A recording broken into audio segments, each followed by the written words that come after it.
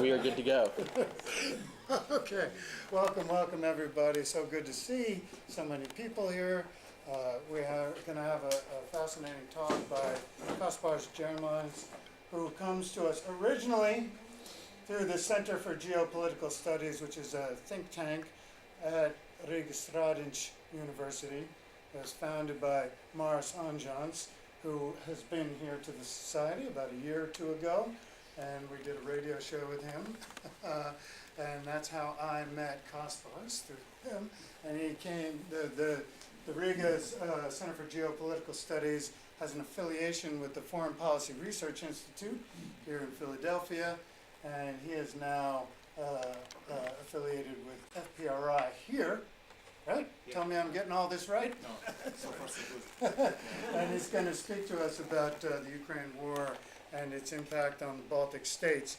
The Baltic states are heavily invested in this war, and this war means a lot to the Baltic states.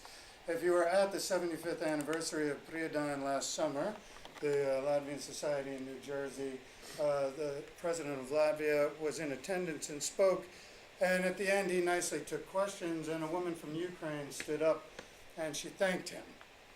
And he said, no, you don't thank me. We need to be thanking you. Latvia and the Baltic states have taken the position that Ukraine is not just defending itself, but is defending the West even, and democracy. And with that position, have given exceptional support to Ukraine. Per population, more support maybe than any other countries. So the war in Ukraine means a lot to the Baltic states, and Kaspars is going to tell us all about that. So, thanks.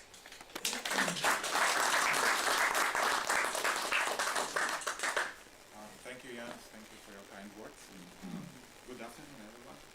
My name is Kaspars Germanis. I come from Riga, from Latvia. Thank you for having me here. Thank you for being here, especially taking into account that it's a Saturday and it's nice out there. It's kind of first breath of spring, but still you are here, and I appreciate it. I'm also honored to be here because it's not like that I have an opportunity to talk with Latvians living out of Latvia every day. So I would like to hear also your opinion.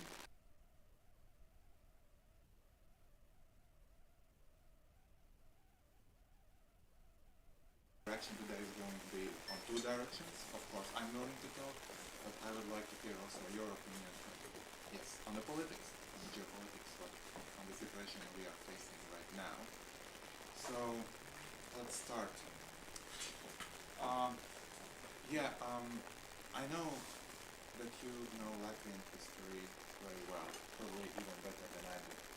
But just a small context before we start speaking about the current situation in Latvia and Ukraine. In other words, why Latvia and Baltic states take the situation in the war in Ukraine so painfully as we do. So, as you know very well, Latvia was occupied by the Soviet Union on 1914,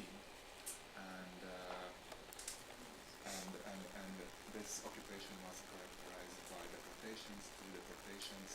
A lot of people emigrated to Western countries, and of course, Russification and disappearance of the private property, travel ban, growing environmental problems, and with a lot of these problems, with some of them these problems like growing environmental problems, we are still struggling back in Latvia. We have some places in Latvia and some regions that are still very polluted, and that's still a huge problem. Of course, Russification. Just on 1989, I would like to remind you that only 52% of the Latvia were ethnic Latvians. So in contrast, just before the occupation, around 76% were Latvians.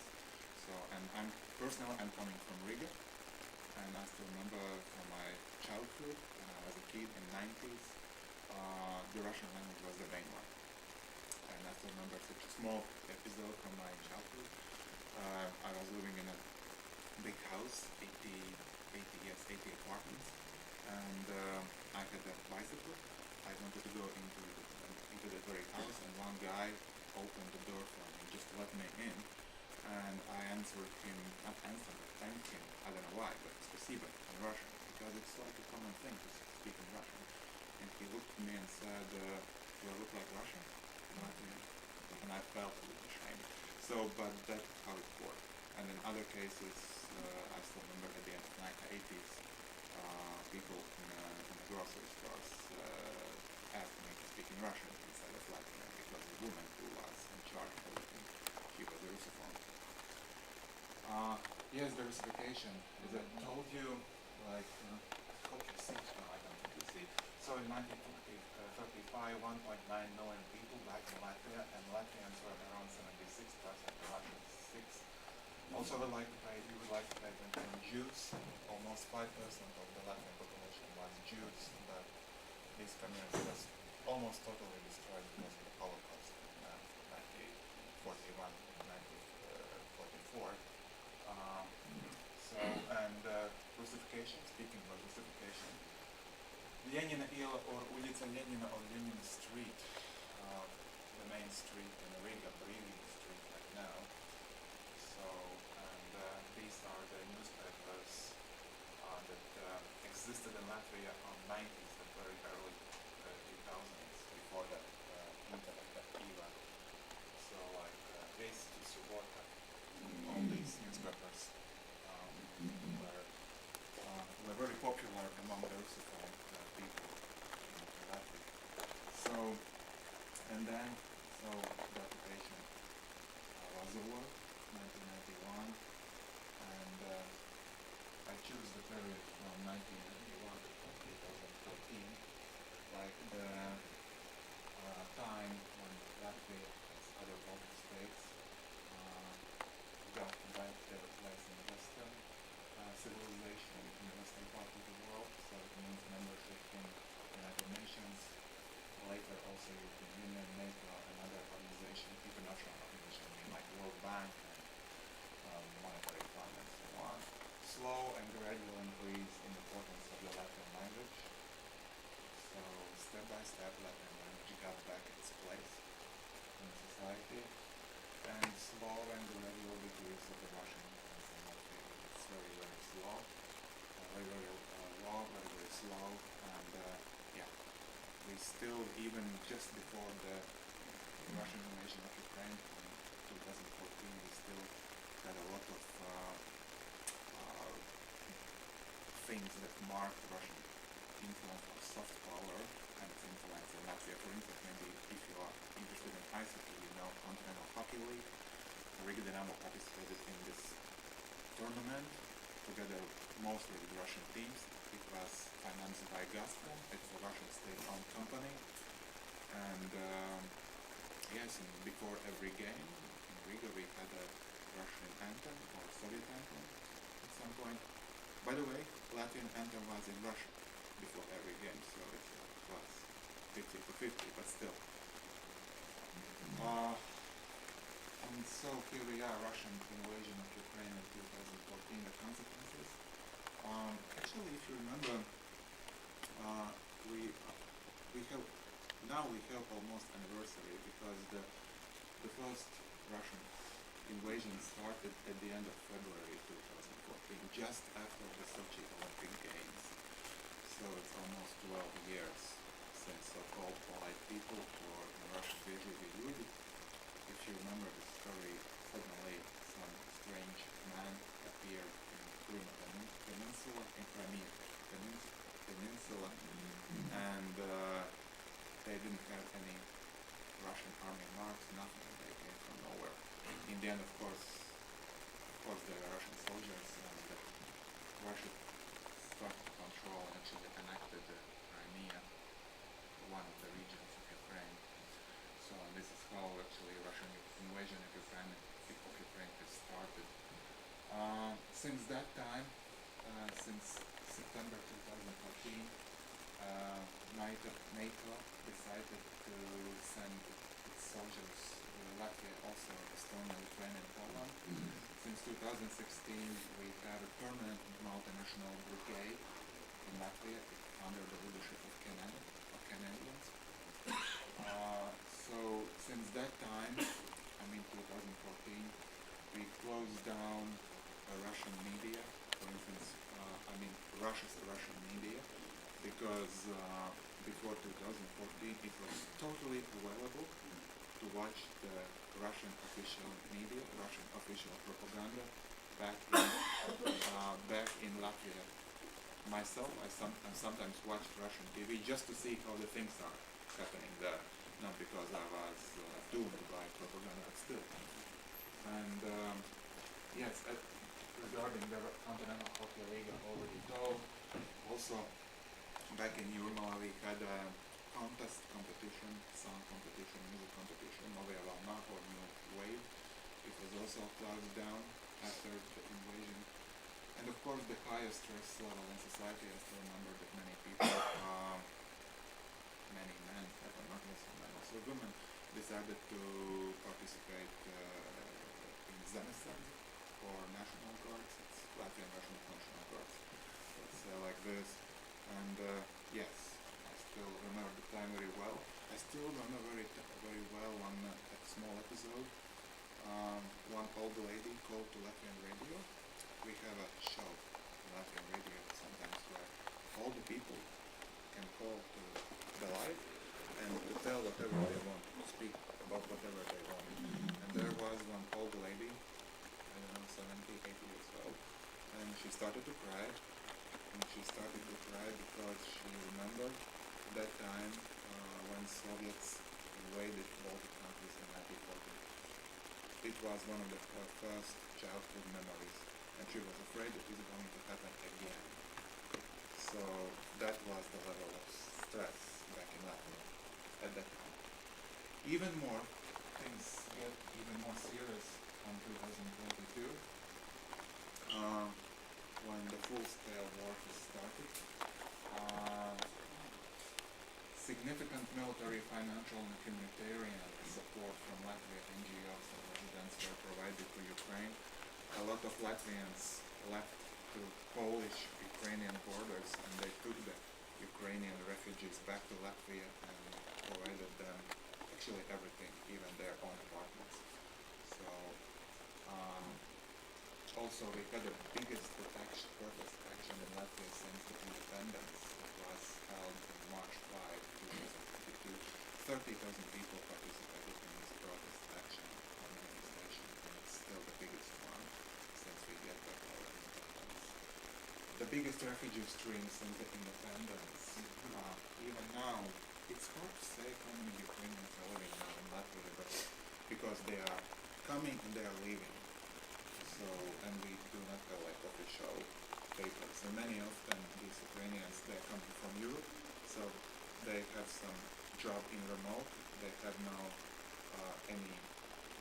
they are not supposed to deal with Latvian official institutions, or maybe they have some friends or relatives in Latvia. So they do not tell to Latvian institutions that they are in Latvia. But as a journalist, I'm still a journalist, I talked to one of the famous Ukrainian living in Latvia, and he told me like year and a half around year and a half ago that 25,000 Ukrainians could now approximately live in Latvia. This is 1.2% of population. So of course we also closed the border with Russia September 22. What does it mean? It means that Russian people cannot anymore cross the Latvian border to come in Latvia and to get the visa. Of course they can come from Poland, from Lithuania, and this is what they're doing sometimes. But and of course export and import is still functioning between the Latvia and Ukraine, Latvia and Russia. But yeah.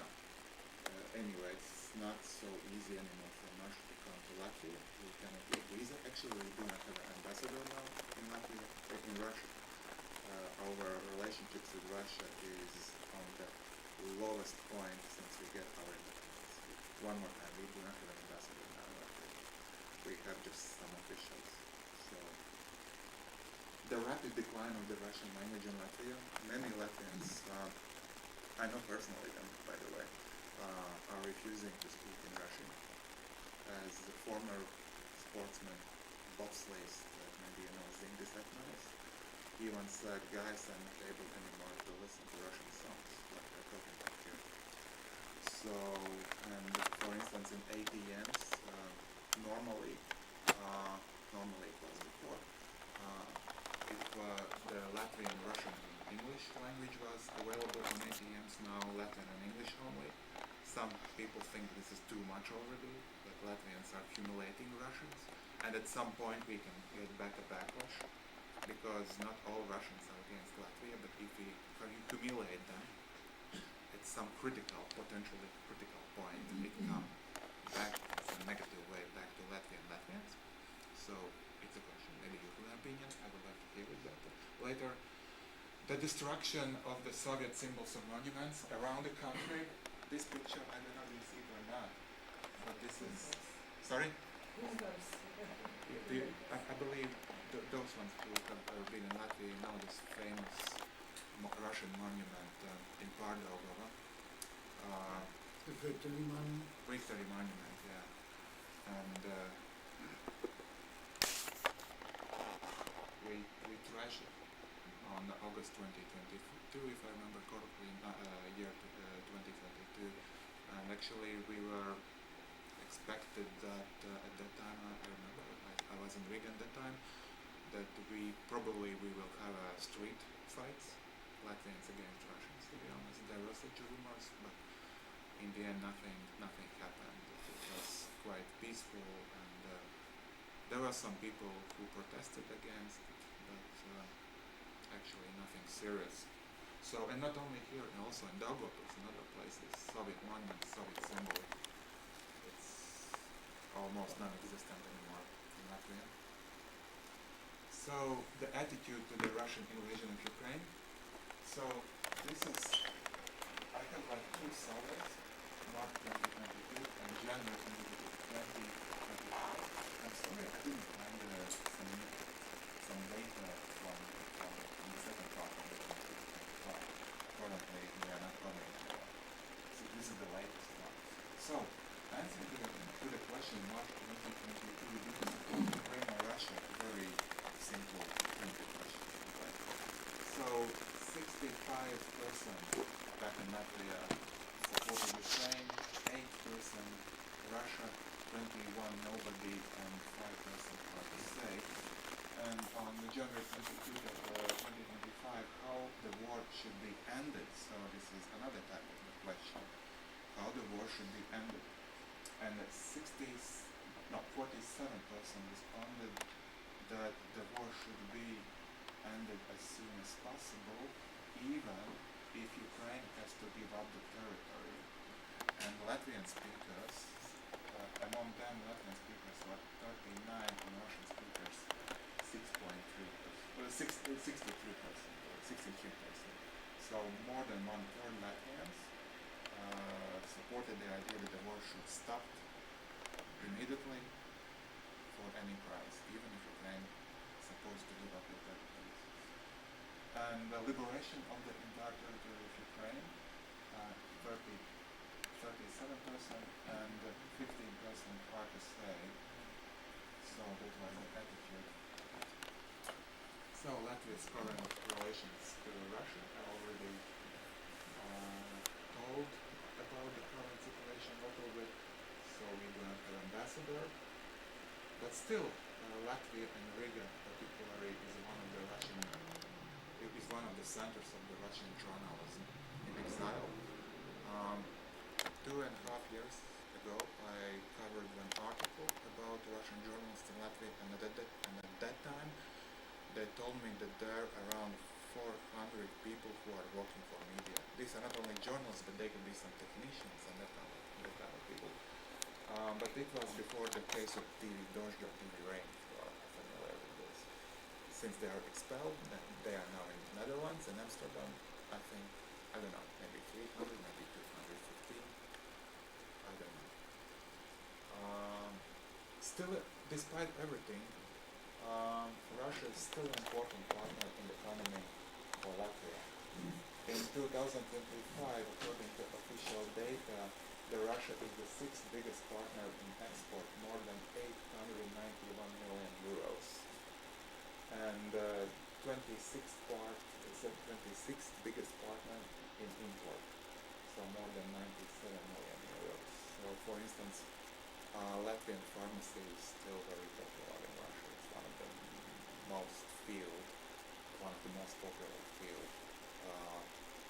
Yeah, and so-called informational war still exists in Latvia, not anymore on official media or traditional ones, but on social media, like propaganda and disinformation, and of course hybrid war on the border with Belarus, if you are aware. A couple of years ago, not anymore so much, especially because we have harsh winter back in Latvia, but several years ago, Belarusians, they invited Iraqi people from Baghdad, and then they pushed them in a violent way to the borders where to Poland, Lithuania, and Latvia. And Latvians, Lithuanians, Polish pulled these people back to Belarus. So, because we considered them not as refugees but migrants. So, and the idea behind it was, if we let them come in Latvia or Lithuania, Poland once, Belarusians are going to provide even more and more and more. This is going to be a never-ending story. At some point, it's going to destabilize not only Baltic countries but also maybe Europe, because the aim of these people was not Baltic countries, Poland, but Germany, Sweden, and more richer countries than Baltic countries and Poland. So growing Latvian military capacity is also one of the biggest evidences and consequences of the Russian invasion of Ukraine. So next year we are aiming to reach 5% of GDP. This is what the United States President and the current administration wants to see in Europe. And yes, this year also the brigade is an army unit to reach full combat readiness. This is over 3,500 international soldiers. Also, Finland and Sweden joined NATO, as you know, in 2022, and around 600-700 Swedish soldiers are in Latvia on a permanent basis. And in Valmiera, that's a city, as you know, not far from the border with Estonia. Latvians and Finnish people, a year ago approximately, they opened a factory where they're going to make them weapons, actually. So the military equipment, in other words. And also the National Defense Service is being established in Latvia. There are a lot of critics because it doesn't work so well as it's supposed to be, but at least we did some first baby steps. So still potential threats and possible solutions. Potential threats like hybrid attacks on military and civil infrastructure, banking system, disinformation campaigns. Conventional war at this moment very unlikely. Russians are totally stuck in Ukraine. They lost not everything, but a lot of people, a lot of military technical equipment. So probably they would not be ready to attack on the Baltic states right now. But this is my logic, and my logic is not in charge in this case, because Vladimir Putin is going to decide what to do, not me. Potential solutions: strengthening all possible defense structures. So it means the same. Latvian army should be stronger. Our border with Belarus and Russia should be more stable as it is right now. Also, more and more Latvians, like common people, not soldiers, but common people, should be able and ready to fight. In other words, to put it simply, they know how to shoot. They should be military trained.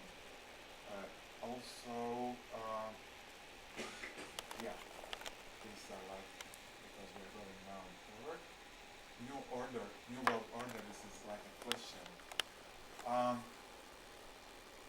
it's a bit sensitive right now. Because,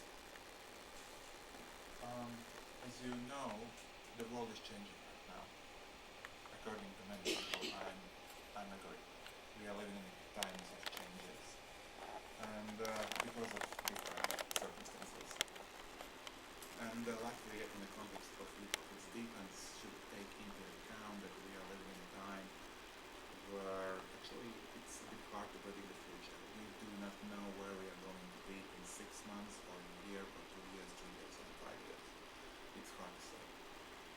And but despite everything, the United States is still an extremely important partner, especially in terms of security. United States has done so much for the Baltic countries and is still doing despite everything, despite all the discussions. I just like to remind you that just recently US Congress has approved $200 million assistance to Baltic security program. So this is one thing. The second thing, even now, even despite everything, the United States, the leadership of the United States has never said something against something that could be dangerous for Baltic security. Even Mark Rubio, he met our officials, not our officials, but the Lithuanian, Estonian, Latvian officials, the ministers of foreign affairs several months ago, and he said the Baltic countries are a very good friend of ours. So bilaterally it means the relationship between Latvia and the United States and Baltic states and the United States are still very good. We are still very thankful for everything the United States has done for Latvia. At the same time, there is some unpredictability and uncertainty. It's a bit hard to understand the politics regarding the Ukraine.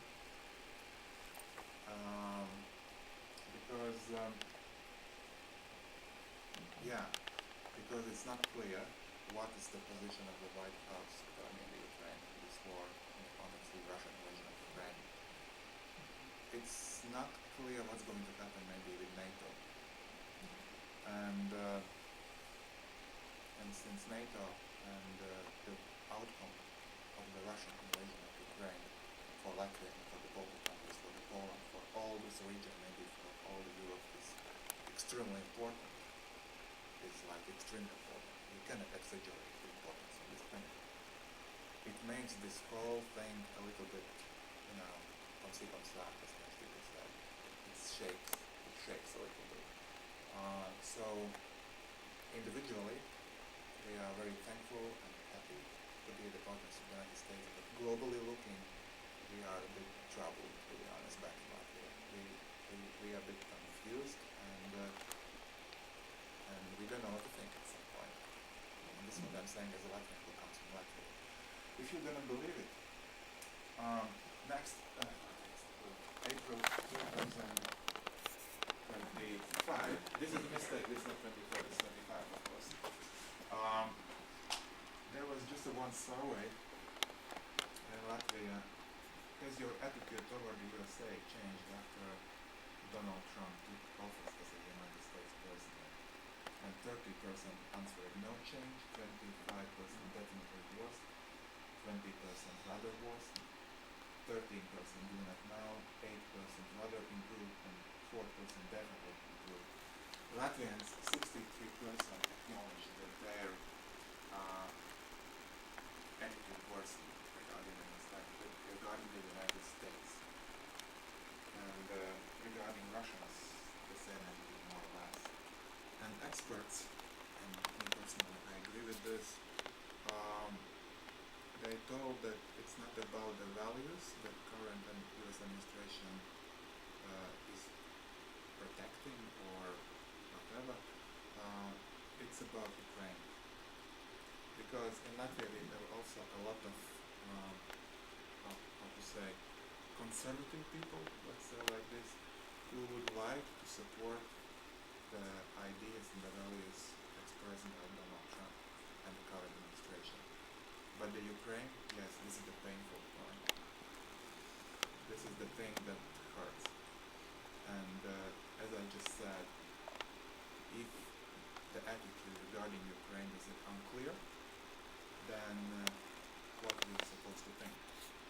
despite the fact that bilaterally we are very thankful to the United States. Our relationships are good and everything seems good. So I would like to hear your opinion on this, by the way. You are living in the United States. So I believe... give me a couple minutes. One more thing that could be interesting for you, and it was made by Riga Stradins University and my colleagues also back in Centers for Geopolitical Studies, Māris Andžons, Juris Pakčēnas. We made research on the readiness of the population of NATO countries. Would they be ready to fight for their countries in case of the war? So the question, we all hope that there won't be a war. If it did happen, would you be ready to fight for your country? And 1,000 people around all the 32 NATO countries were questioned. And it's very uncomfortable here. So, and it's very small. But what I remember that the Turkish people, around 88%, didn't make this photos a bit bigger. It's just sweet. Even for me, it's hard to read.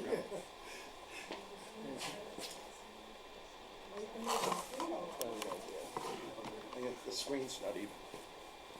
Slide it over to the left. We'll bring it closer. Okay, it's better.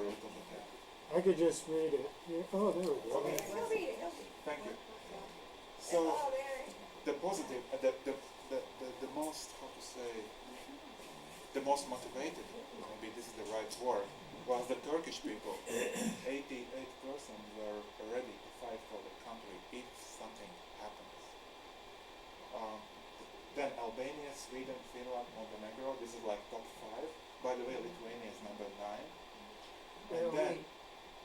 pardon? Where are we? There's like this. Keep going, keep going. And then 10, 11, 12, 13, 14, 15, could you please? 16, 17, 18, 19, 20, 21. Latvia is in 21, 21st among the 32 countries. And 37 Latvians are ready to fight for the country if something bad happens. So, and could you please repeat? Yeah. And yeah. And 40%, yeah, and 40%, 40, wouldn't be ready. All the rest are from stars, so they don't know.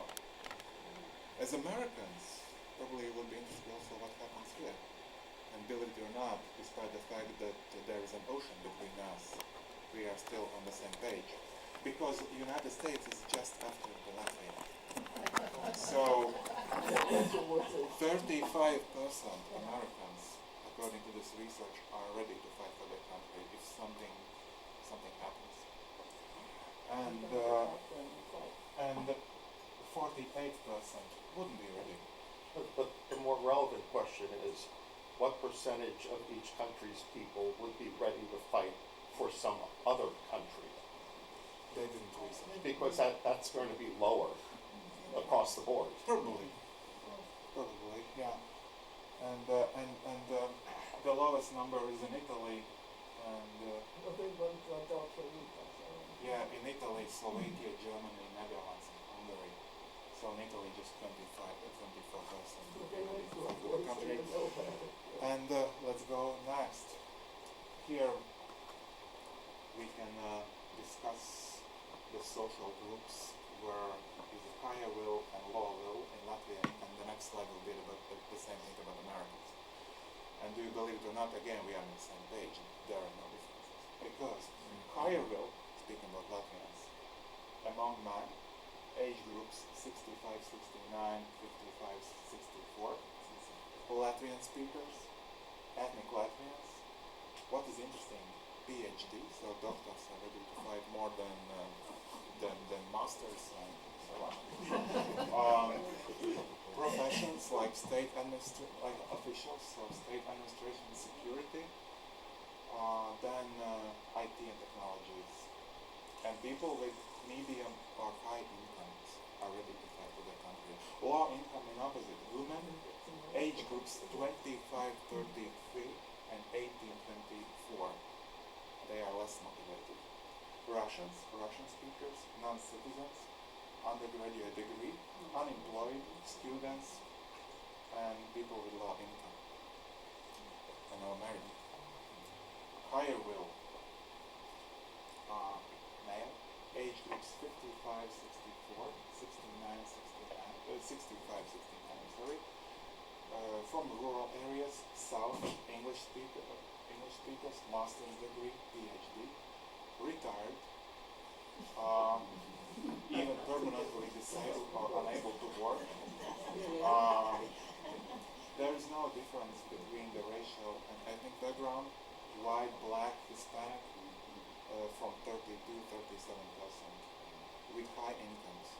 So plus minus the same picture as in Latvia. And lower, female, youngsters, 25-34, 18-24, people from DC, apparently, capital, people from West, primary school education or incomplete higher education, working in such fields as art, entertainment, or media, and people with low incomes. They wouldn't be very motivated to fight for the United States if necessary. Another question, if we are attacked by another country, should we show armed resistance anyway, regardless of the aggressor? So plus minus the same thing, but still.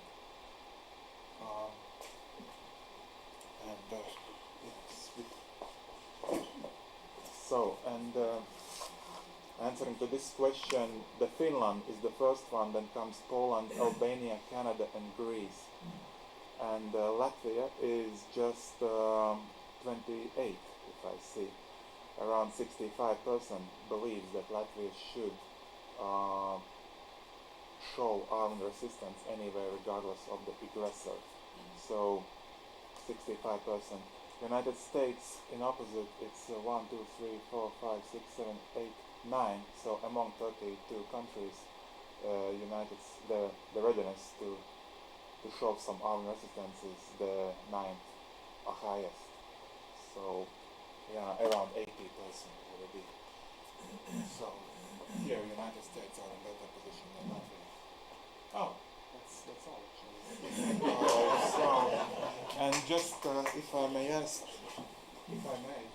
I would like to show you some pictures from Ukraine. I was told that you could be interested in this thing. And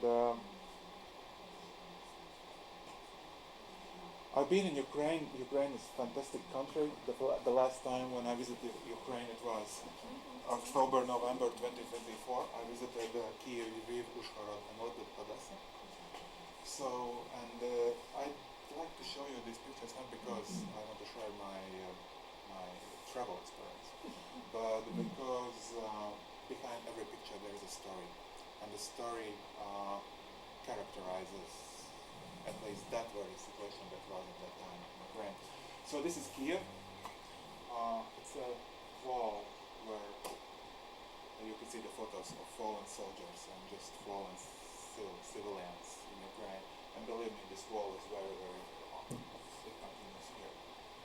So this is quite normal thing. I mean, in that sense that the walls or some other place of memories of the people who lost their lives because of these invasions, you can find them everywhere. So it's not exceptional one. Trophies. So either Ukrainian, either these are Russian tanks or other Russian military equipment or some Ukrainian military equipment. You can find these trophies around across the city, especially across the Kiev, especially in the center of the city. Latvian flag, and this is Latvian soldier Vitalis Smirnovs from Riga. He was the first of 3 Latvian people who lost their lives as soldiers in Ukraine. And this is the very center of Kiev, and they have a square. A lot of flags, also Americans by the way. If I knew that I'm come here, I would take a photo of the American flag as well, because Americans also lost their life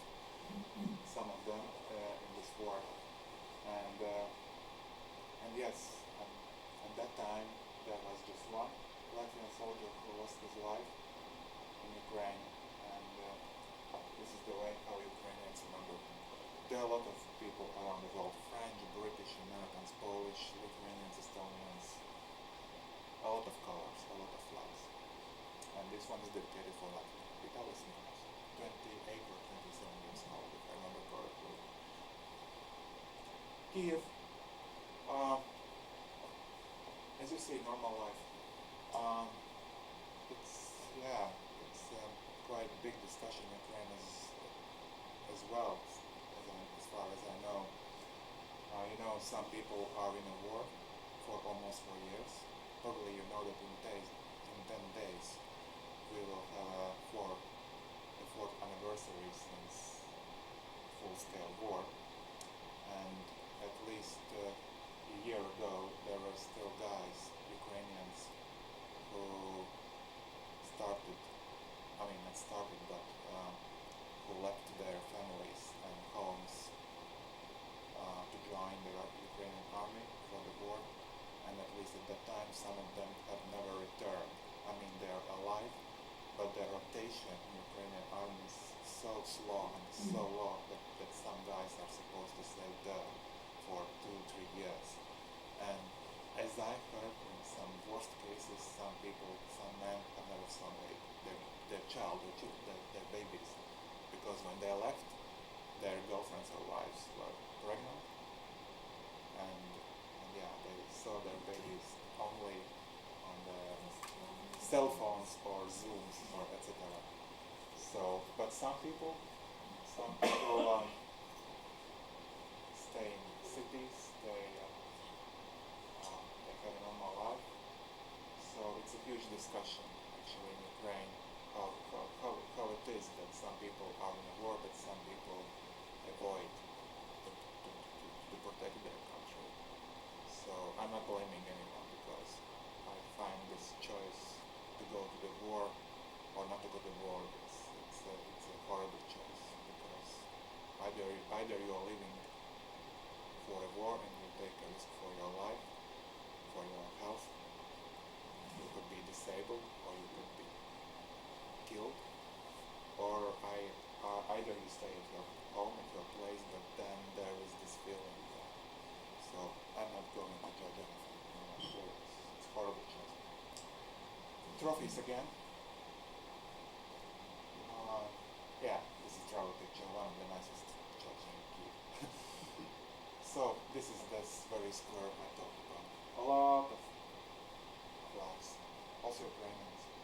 Normal life, youngsters are singing and dancing. Now they have a youth, the only one, by the way.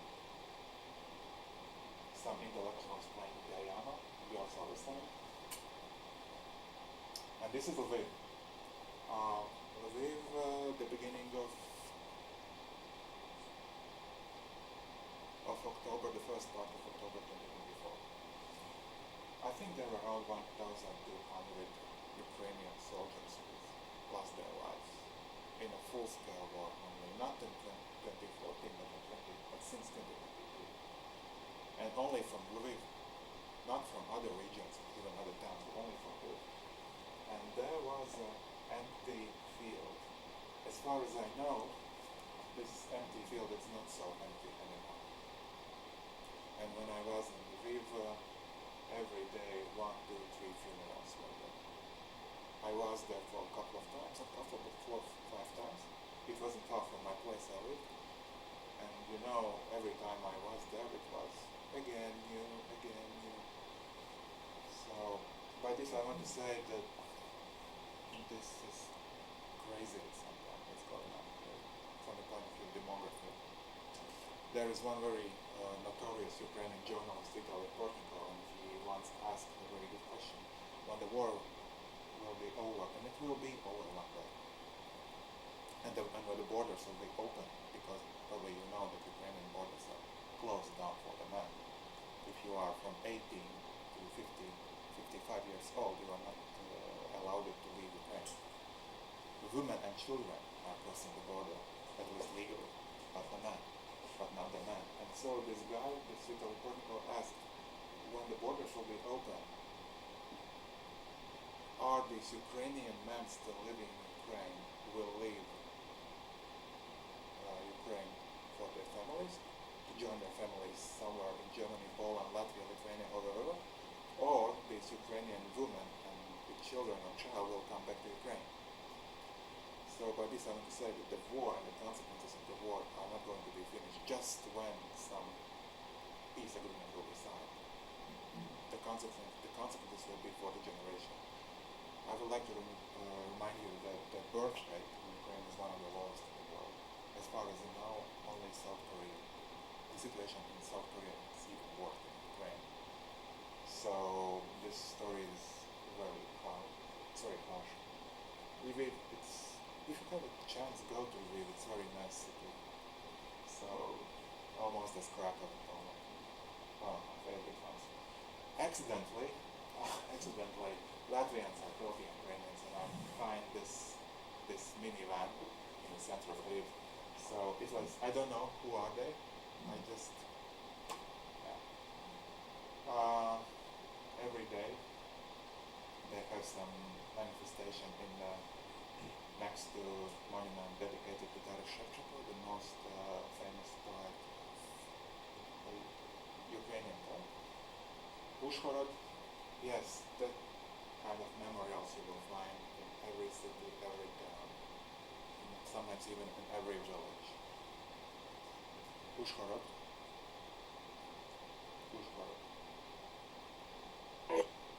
And there is one small video, and then the floor is yours. It was one of the evenings. I spent 3 days in Uzhhorod. It's a city like 4 kilometers away from the border with Slovakia. And I just walked around the city. It's good to be there. And there was a street musician that played, this very famous song of Chris Isaac. And somehow this song means the whole mood, in my opinion, I think it corresponds, it means the whole, it's hard to say. This is how I feel, this is how I think to Ukraine. So, it's a bit sentimental.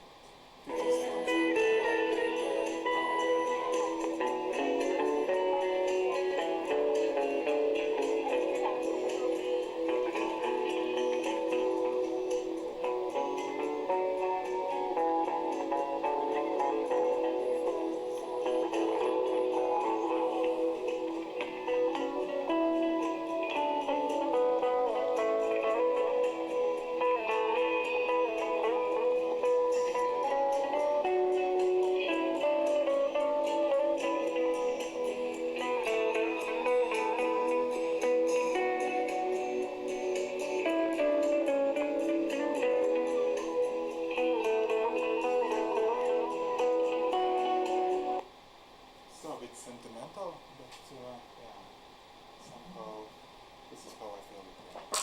Thank you.